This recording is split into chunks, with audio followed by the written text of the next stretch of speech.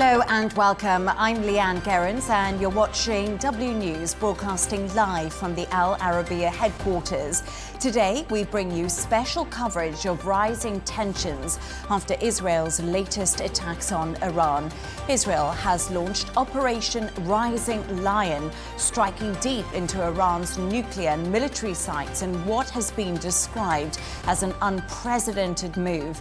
The operation, aimed at disrupting Iran's nuclear program, reportedly killed top military officials and key scientists working on Iran's nuclear program. So what's next for the region? Stay with us for ongoing updates and in-depth analysis.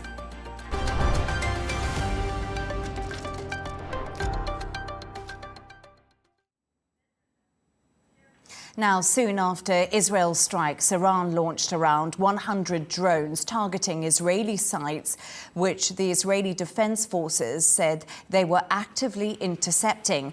Israel is now under a state of emergency. While Washington denies involvement, President Donald Trump says he knew about the strikes ahead of time. For more on this, Al Arabiya English military and security expert Riyad Kawaji joins me now in the studio. Riyad, great to have you on the show. You'll be here with me throughout today's coverage of the story. I just want you to react to some breaking news we've been getting through. Israel has launched a fresh wave of strikes on Iran after hitting nuclear and military sites overnight. Is this a surprise that more attacks have come? No, what we saw so far, that the Israelis first started off with special ops, sort of intelligence forward elements that took out the air defenses. Then we saw this followed by decapitation strikes targeting the top command. And then, ever since that moment, we've been seeing waves of airstrikes that took out several nuclear facilities.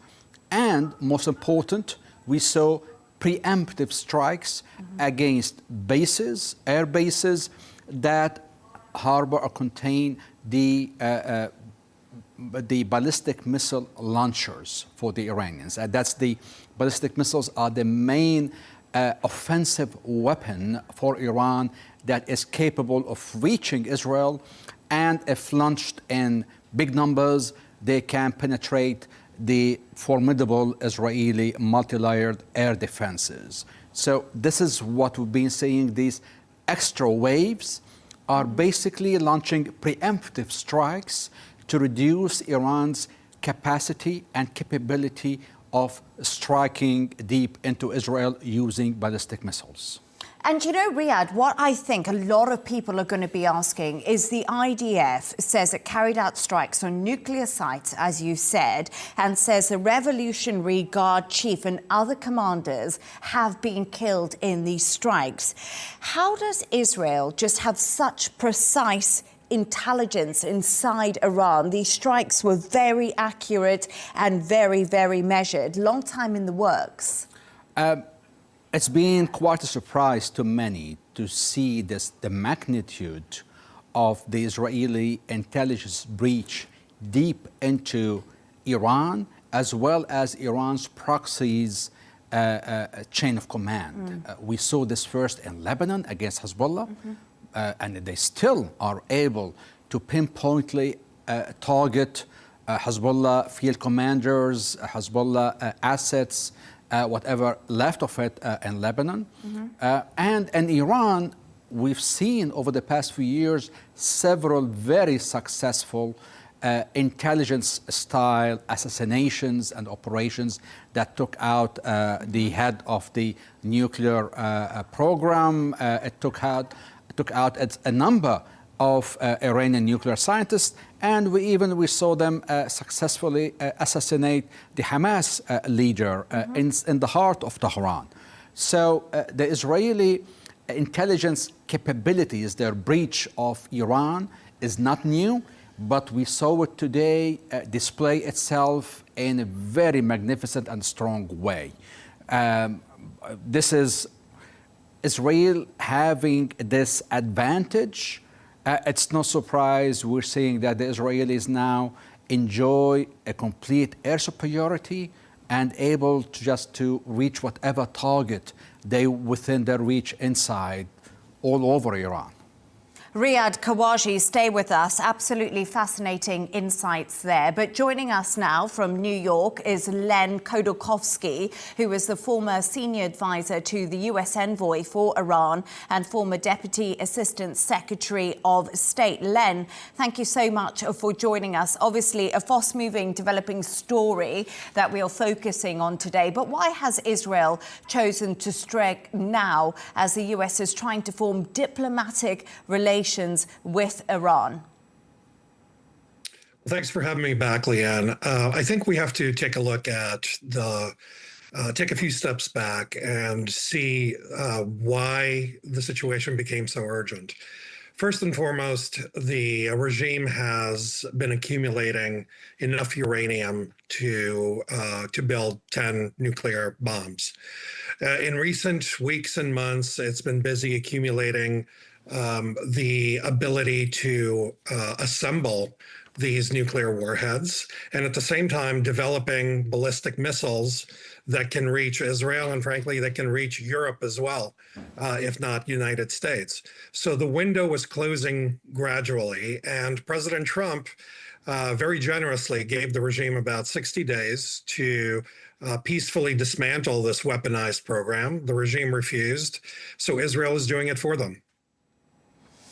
Len, Iranian state TV says 78 people were killed and 329 injured during Israel's strikes on areas of Tehran. We're just getting reports now from Tehran that another wave of strikes and blasts have been heard. But, you know, what comes next from Iran, and how deadly is this for civilians in the country? I expect that some of the numbers you're going to hear from the regime have the same credibility as the numbers coming from Hamas or Hezbollah about casualties there. The regime does not separate between civilians and militants and its military. So I think we should be cautious in terms of taking their numbers as is and use an enormous grain of salt for those numbers. In terms of what danger exists, well, I think the regime, again, hasn't hesitated in 46 years of being in power of putting its citizens in danger. This game of brinksmanship that the regime has played since the revolution has only been used to create its empire of proxies. It has filled the pockets of the regime officials, starting with IRGC, that controls the economy in Iran.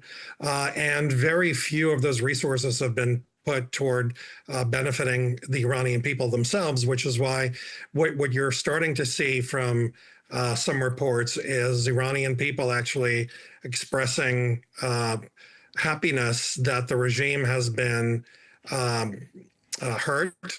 And, you know, they're just a matter of time before there are whispers of regime change on the ground. You know, it's been a constant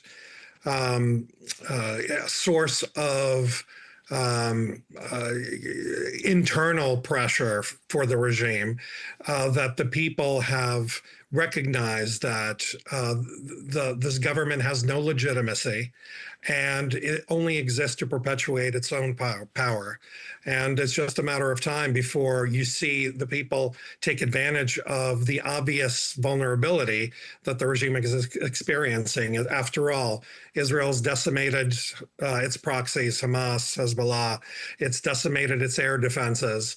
It has pinpointed, you know, as Riyadh has mentioned, it has decapitated its military leadership. So the regime is in the weakest point since 1979. It's just a matter of time before the frustrations of the population explode. So what you're explaining to me there is frustrations of the population, Len, exploding, happiness, the regime has been hurt is also what you've said to me. So what can we expect from the Iranian people? And also, what can we expect for the future of Iran if there is a regime change in the country? And is that likely to take years to actually happen? Because we know right now things are pretty established. Well, when you say things are established, that was before Iran's work over the last 46 years of establishing its regional power projection, establishing this ring of fire of its proxies, has been gradually decimated. Not to mention the Syrian Bashar al-Assad regime that's been overthrown. So the regime is extremely vulnerable. Now, no one outside of Iran can tell for sure what's going to happen next. But we've seen pangs of frustration from the population with every incremental step. And certainly over the last year and a half since October 7th, you've seen, signs of support inside of Iran for Israel. You've seen Iranian flags and Israeli flags displayed. You've seen people, to the extent that they can, post videos of support for anyone, including Israel, that is able to damage their oppressor. So we can't definitively say what's going to happen next hour, tomorrow, or next year, but we do know the trajectory is in the direction of the people taking back their country, and eventually, whether it's next week or next year or 5 years from now, the regime is destined for the ash heap of history. It's been proven over and over again with much bigger authoritarian regimes, like the Soviet Union, for example, of crumbling. And I think it's inevitable for this regime. And Len, just before I let you go, Donald Trump has actually warned Iran today worse is coming if it didn't make a deal with the US. So despite this, Donald Trump still negotiating. We know he wants to get a deal. We know he's the man who wants to be seen to be the deal maker. But what does this actually mean? Is there any way the US and Iran can now strike a deal following the Israeli attacks, or is that now completely redundant? I don't know that it's redundant. I think President Trump would always err on the side of a peace deal. As you said, he's a deal maker. He was extremely patient with the regime for the last couple of months, giving it an opportunity to negotiate directly, to take steps to dismantle its weaponized nuclear program. Remember, the regime's weaponization of uranium up to 60% is just, there's no credible reason to do that if your intention is to use it for peaceful purposes. For civilian use, you only need to enrich uranium between 3 and 5%. Countries like France have nuclear programs that are for peaceful purposes, and they certainly don't enrich the 60%. So, what we've seen over the last few years is factual progression of the regime toward a military weapons-grade nuclear program. And President Trump has been saying from the beginning that that is not acceptable, and he's not willing to live with that. So the regime had that choice over the last couple of months to take those steps back, but it chose to be obstinate and overplay its cards. And I think all things being equal, I think President Trump will want to walk this back somehow and resolve it peacefully. But over the decades, the regime has proven that A, it can't be trusted. It's going to cheat when it comes to the nuclear program. And it just can't help itself because, after all, the Islamic Republic of Iran is more of a cause than a country.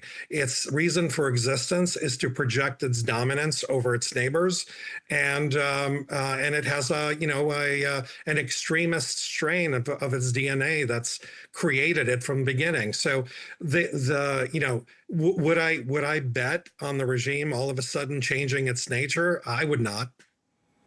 Thank you so much, Len Khodorkovsky, who is the former senior advisor to the US envoy for Iran and former Deputy Assistant Secretary of State. It's always a pleasure to have you on the show. I really appreciate your insights. Riyad Kawaji, you're back with me in the studio. There we are, the conversation I just had with Len there. He is adamant that the regime in Iran is basically now on its last legs in some respects. He doesn't think that it can withstand what it's going to face. Would you agree with that analysis and that sentiment? Is the regime in Iran now in real deep trouble of survival? There are observers out there who argue that the actual objective of the Israeli operation now is regime change more than just destroying nuclear sites. The decapitation strike, it is a strike that's aimed at causing an imbalance to shake the foundation of the regime and to try to spread some sort of a chaos. And the continued waves of airstrikes that's now targeting the military infrastructure, and we are waiting, we're anticipating to see a prolonged wave of strikes over the next few days, that where the targets are gonna expand and will likely start including some civilian infrastructure. And this is all gonna undermine the rhetoric of the regime. That's very important. The regime using a rhetoric for several years to present itself and create this big halo of I'm a superpower, that nobody dares to attack me. I have formidable military capabilities that I can wipe out the Israeli. I am an equal power to the US. And now the people in Iran are discovering that this is just a paper tiger. We are not even able to shoot down one Israeli plane to defend against all these strikes. So all this narrative that the regime has been selling to the people has collapsed. Again, the narrative of having all these powerful proxies and influence everywhere also collapsed in the previous months. So this is going to now empower the opposition within Iran, and is going to, with more strikes happening, and if possible, we see strikes against infrastructure where people are going to feel that there's no power, there is no gas and fuel and so forth, and things are being degrading every day. We're going to start seeing more movement in the street that could make the situation implode from inside. This is what the regime fears. And I think this is what Trump and his team are betting on, that this fear of a regime change will drive decision makers in Iran to move to do a deal quickly, because their priority is always regime survival. Yes, absolutely. Riyad Kawaji, great insight. Stay with me. And I'm actually going to go to another guest. I'm now joined from Baghdad by Ahmed Roshdy, the political analyst. Thank you so much for joining me. I really appreciate you having you on the show. I just wanted to start off, Ahmed, by asking you, what's your reaction right now to the strikes that Israel carried out on Iran overnight? Well, Leigh-Ann, as we all know, Operation Rising Lion has been started since yesterday at night, or let's say late dawn. In a way or another, it looks like that the Israelis will be in touch to this operation for a long time. It looks like that. But the most important thing until now, we didn't see the Iranian retaliation, which it looks like it will happen in the next few hours. Now, the main problem for Iraq is that if the retaliation will be totally Iranian, or it will be also with the hands of the pro-Iranian militia present in Iraq and Yemen. So if the Iraqi militia, or let's say pro-Iranian Iraqi militia, will join the retaliation attacks against the Israelis, that means Iraq will enter, or maybe Iraq will be inside phase 2 of the Operation Rising Lion, which means that it will jeopardize the security stability of Iraq. And this is actually the main fear of the Iraqi government and also the people of Iraq. So you can imagine if Iraq will lose the security stability, what's going to happen on the ground, which is also been attached by many politicians here and also mainly the Iraqi government. So, as you just said to me there, fears in Iraq at the moment for what could possibly happen. But right now, how is the Middle East reacting to the latest wave of strikes? And how are they ensuring that their civilians are being kept safe? Well, all the countries, it looks like all the countries has the main fear of escalating things. Everyone is now looking for the reaction of the Iranian military forces, and it looks like it should react. It will retaliate in a way or another because it's the reputation of the regime itself in Iran. You cannot just bombing military places, killing leaders, and the Iranian will stay calm. I don't think it will happen on that way. And the most important thing is that the Operation Rising Lion, actually, we all thought that it will target only the nuclear places. What happened is actually the Israeli air forces attacked also the bases, the air bases, the military bases, and so on, and also attacking another facilities presented for the regime in Tehran. So it looks like the escalation already happened, and the Iranians should react, or else. And or else it means that the Iranian regime will suffer from many things that it will happen inside and outside. Ahmed, despite your condemnation of these attacks, is Iran not a threat to the wider Middle East region due to its enrichment of uranium and also the sponsorship of proxies in the region? Well, Iraq, definitely, it will be the ground for this war between Israel and Iran.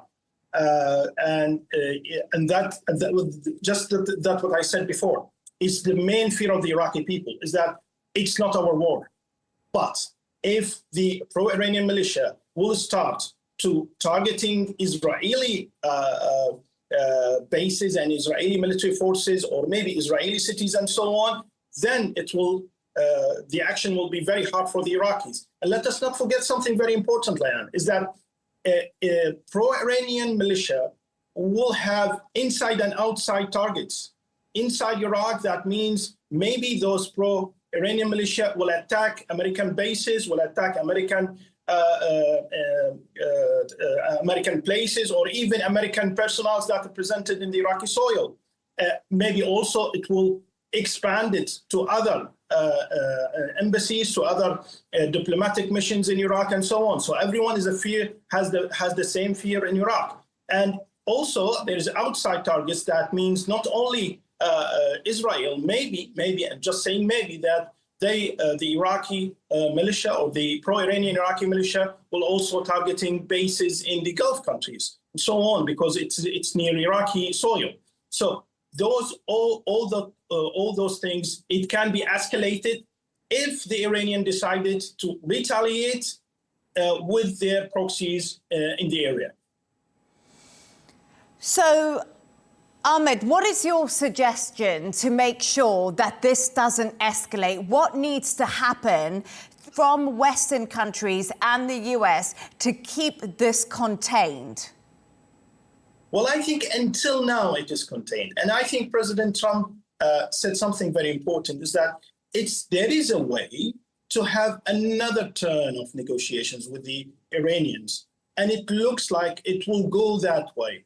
Because if we will see the phase 2 of Rising Lion, Operation Rising Lion, maybe, just maybe, it will targeting the heads, the main heads of the Iranian leadership. And it will be a drastic change in the whole area. And it will escalate so many things. So I think what President Trump said is that, or offer, is that there is a second chance for the Iranian to renegotiate about the deal. In a way or another, enrichment outside Iran will happen, maybe in the UAE, maybe in Saudi Arabia, on those countries that near Iran. And I think if the Iranian will be clever enough, they will reach, or let's say send some messages to the Americans saying that, okay, we can make something like that. Let's negotiate about those things. I hope so.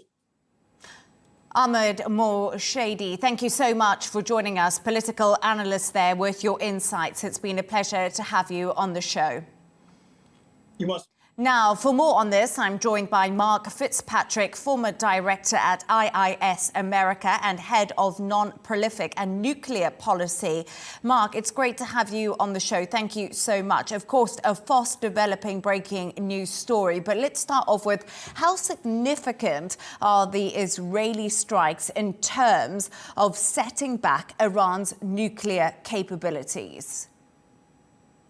Oh, the strikes are absolutely devastating in setting it back. I guess they probably have destroyed most of Iran's capability to produce enriched uranium.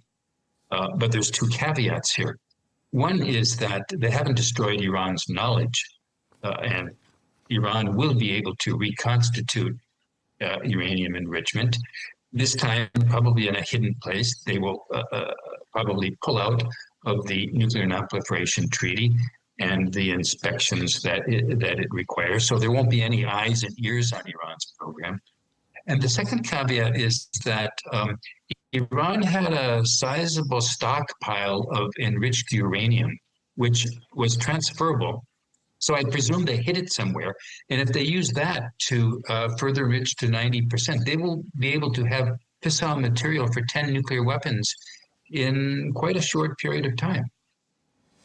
And Mark, is that the fear? Is that the fear that this could happen, that they could create a nuclear weapon in a short time following these attacks from Israel? Is there concern about that?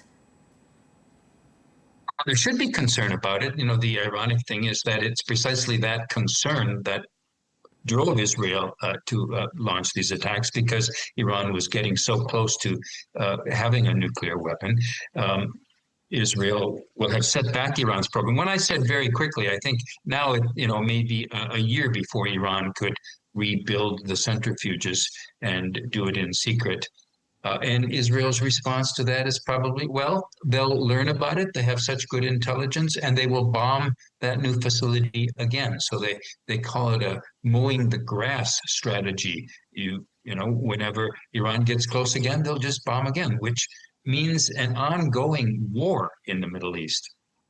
So you recently noted that US President Donald Trump had asked Prime Minister Netanyahu not to take action while the US and Iran talks were underway. Yet Netanyahu proceeded with the strikes. In your view, why did Israel choose to act now? So there's two theories on this. The one that I wrote about most recently is that Netanyahu no longer listens to Donald Trump. Netanyahu does what he wants to do. He's been wanting to strike Iran for a long time, and he finally decided that this was the best window of opportunity for him. And he knew that Trump couldn't stop him.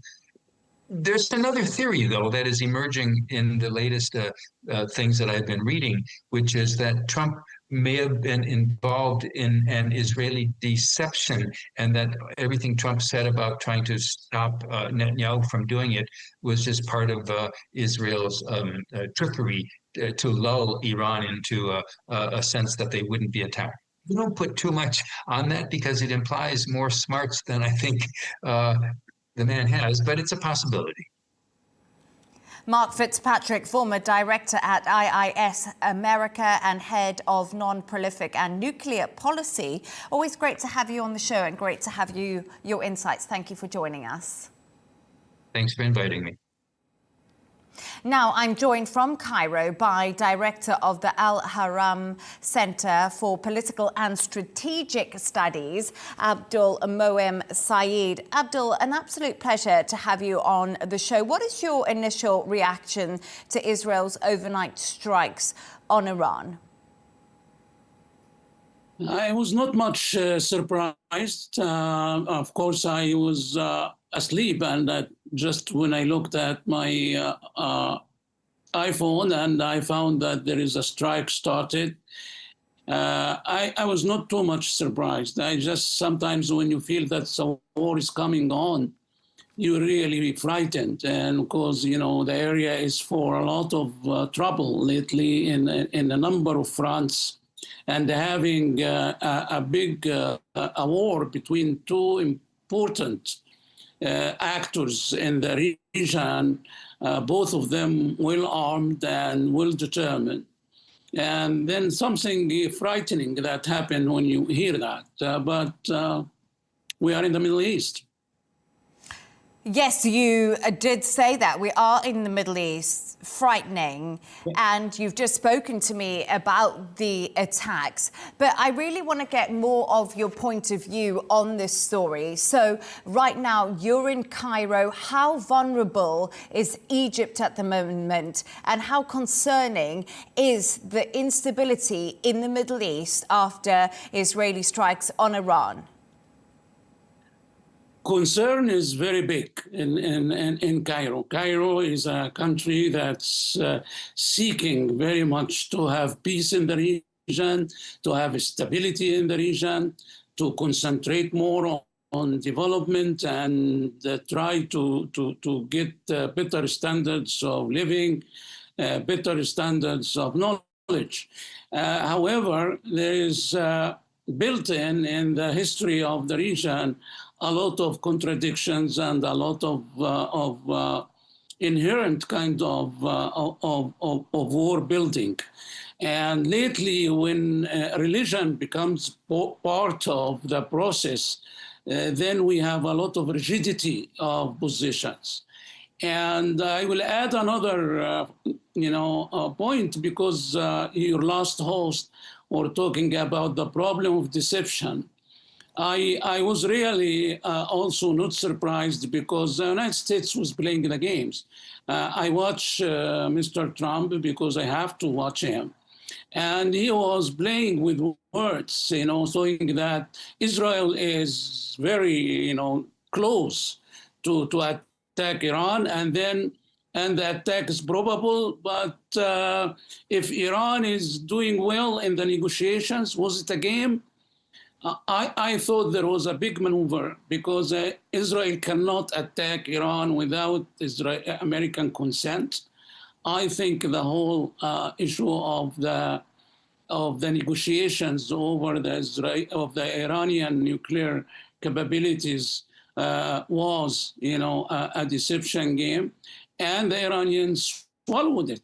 They tried to play a game about the enrichment of the uranium, and America tried to play the same game.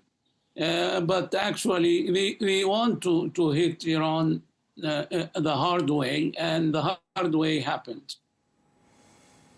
And based on your expertise and insights into the Iranian regime... Oh, sorry, are you able to hear me? Hello, have we got you or have we lost you? No, unfortunately, we just lost our guest there. I am with you now. Just you're back.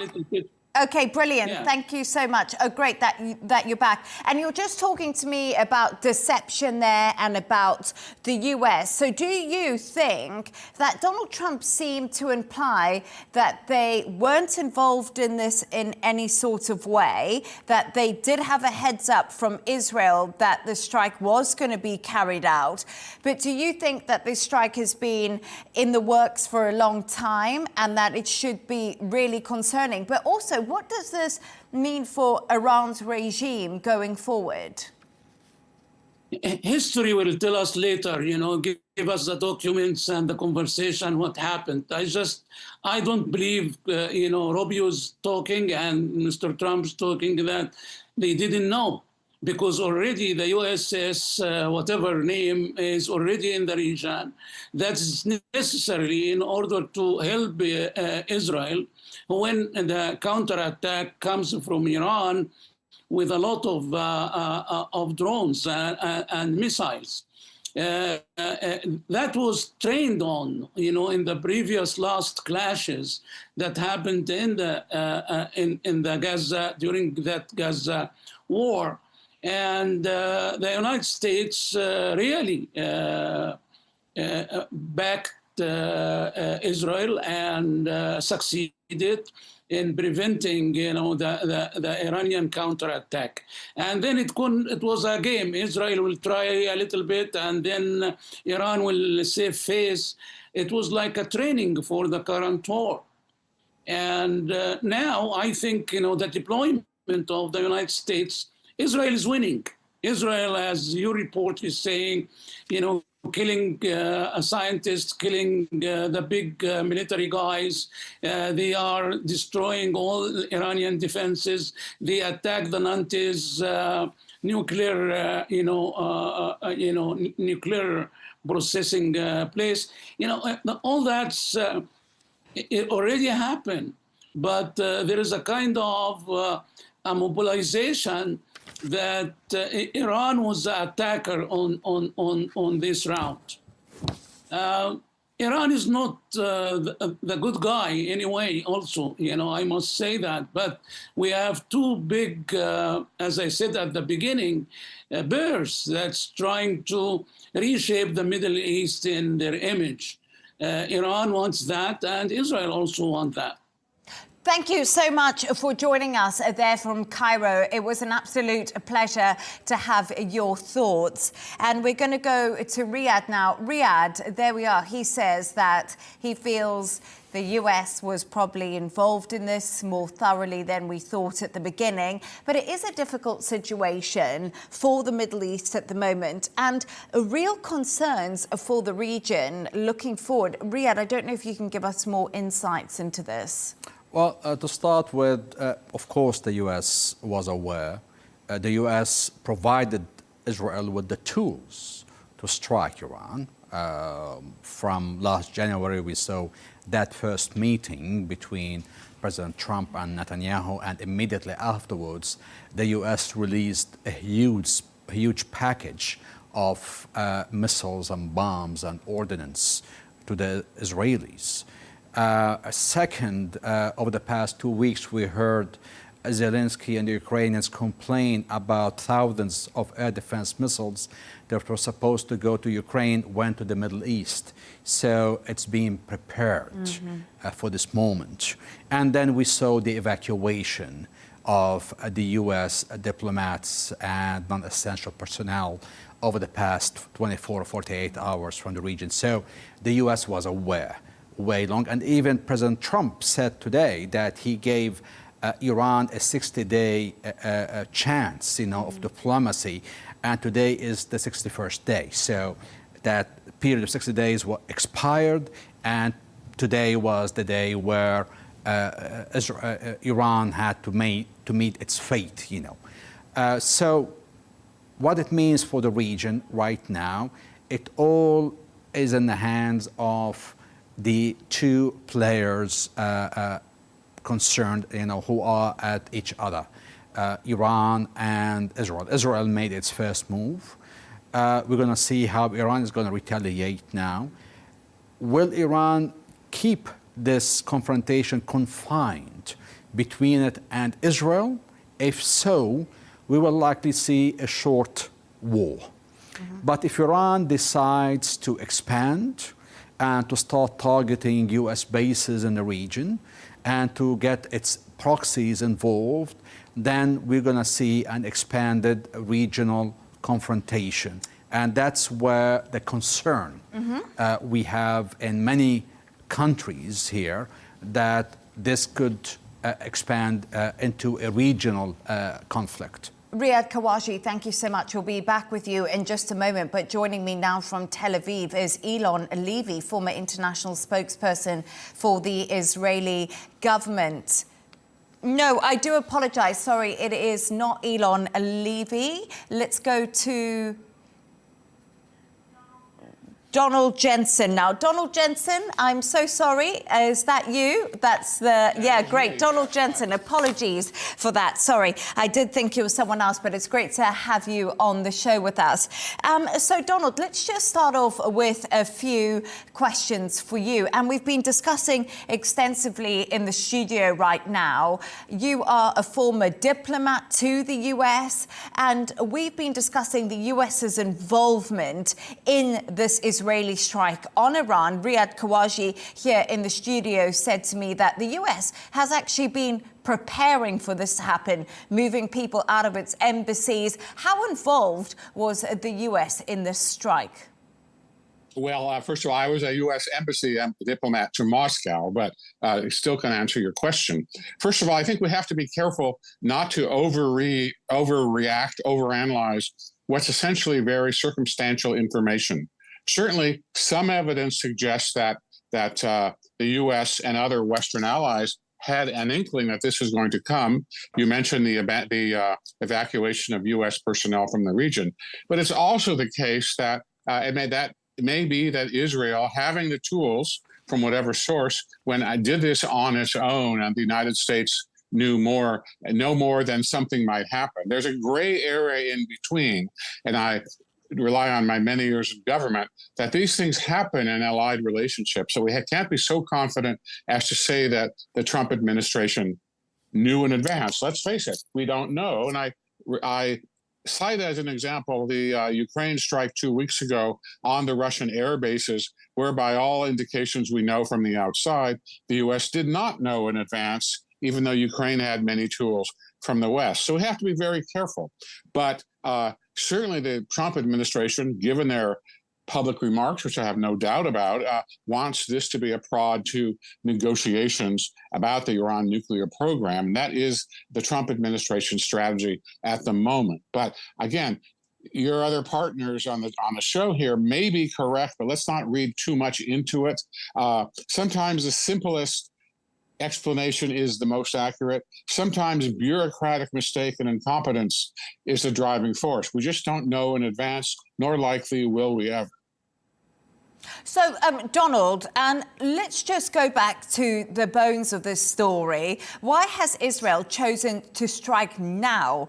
And you actually mentioned it there briefly to me, but it's trying to form diplomatic relations with Iran to halt its nuclear ambitions. Did Israel jump the gun in a sense here? Well, from what I can read, again, from the outside in my own contacts in the region, Israel was concerned that the next step up in the Iranian development of their nuclear forces was imminent. And the question was, do you let this happen without negotiations with an apparent goal in sight or end in sight, or do you strike now? The Israelis struck preemptively, as your previous commentator said. This may inflame relationships in the region, but it also may bring given the strength of this decapitation, which was quite serious and quite widespread, it may prompt Tehran at last to go seriously to the negotiating table. They are a terrorist state, of course. They are a force of destabilization in the region. And this may be a chance, despite all the violence we've seen in the last 2 days, this may be a chance to turn the page. So US President Donald Trump has been speaking to US media outlets and has taken to praising Israel's attack on Iran. He is also calling on Iran to make a deal or things will get worse. So everything we've been talking about, do you think a deal between the US and Iran is still likely, or is Iran severely wounded? I think maybe some pro forma talks over the short term are likely to happen. Will it bring success? I doubt it. But on the other hand, this is not necessarily going to lead to a larger regional war either. It's Tehran's choice. And I think the American administration has shown elsewhere in other conflict situations that they are very serious about negotiating peace settlements. So we can all be hopeful about that. And Donald, do you think this is going to actually cause a divide in Donald Trump's base? Because on his election campaign, Donald Trump said he wants no more war. He wants peace in the world. He said he was going to, end the Ukraine-Russia conflict in 24 hours. That hasn't happened. Israel and Hamas, a ceasefire collapsed there. And now, if the US backs Israel, is this actually going to have implications for Donald Trump at home? I don't think the implications at home will be very large at all. Americans largely are supportive of Israel, and about half of America supports Trump's policy in the Middle East and foreign policy in general. I do think, however, if I might add an observation about something I've written about, and I was a negotiator with the Soviets as well, I think we have to keep in mind that the other side, certainly Moscow, but also Tehran, view negotiations in a very different way than diplomats in the West do. We think in terms of win-win, in terms of compromise, but clearly Moscow, and I think also Tehran, look at negotiations as a way to advance their foreign policy and security interests. So we have to be very sober about how we go into these talks, whether it's the Trump administration or NATO or any other people who want to engage either Tehran or Moscow on such important questions. Yeah, absolutely. But, I just wonder right now, Trump has also confirmed to the Wall Street Journal that he was informed about Israel's plans ahead of time. But he did call for Israel to not carry out the strikes days before. Why do you think we're seeing a change in position from the White House? Well, I'm not really sure that's a change in the position.